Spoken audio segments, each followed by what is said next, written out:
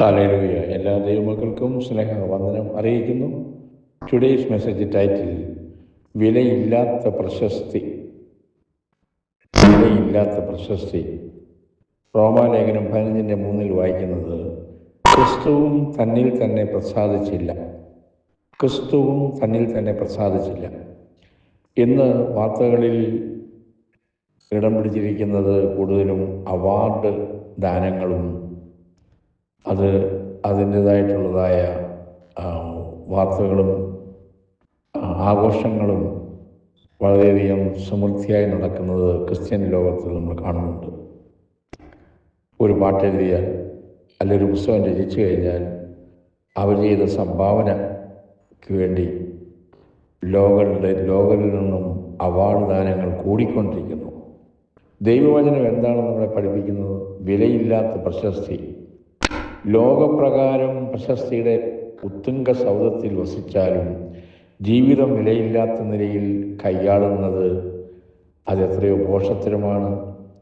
ഈ ഭോഷത്വം കടന്നുകൂടുന്നത് ജീവിതത്തിലെ വിലയെ മനസ്സിലാക്കാൻ സാധിക്കാത്ത നിലയിൽ ജീവിക്കുമ്പോഴാണ്. ദൈവവചനത്തെ നാം മനസ്സിലാക്കാത്തത് കൊണ്ടാണ് അതിൻ്റെ പുറകെ പോകുന്നത്.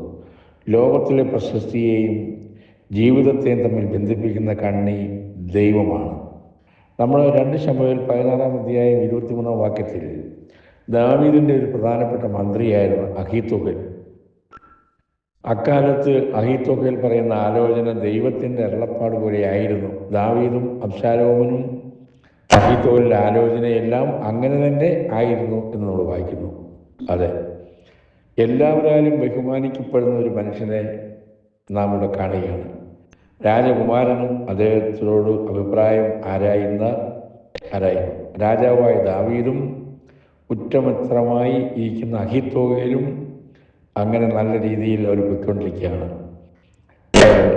ഈ അഹീത്തോഫേലിൻ്റെ പ്രശസ്തി വളരെ വർദ്ധിച്ചു. എന്നാൽ ഒരു ചെറിയൊരു കാര്യത്തിന് മുമ്പിൽ നിൽക്കാൻ കഴിവില്ലാതെ പോയ കാരണത്താൽ ജീവിതം അവസാനിപ്പിച്ചു താൻ സൂയിസൈഡ് ചെയ്തത് നമ്മൾ കാണുന്നുണ്ട്. പ്രശസ്തി നേടിക്കൊടുക്കുന്ന വിലയില്ലാത്ത ജീവിതം, താൻ പറഞ്ഞ കാര്യം നടക്കാതെ വന്നതിലുള്ള നിരാശ ഏറ്റവും വില കുറഞ്ഞവനായി അഹീത്തോഫേലിനെ ആക്കി തീർക്കുന്നു. ഈ വക കാര്യങ്ങൾ നാം ഓർക്കുമ്പോൾ പ്രശസ്തി കൊണ്ട് എന്തു ഫലം?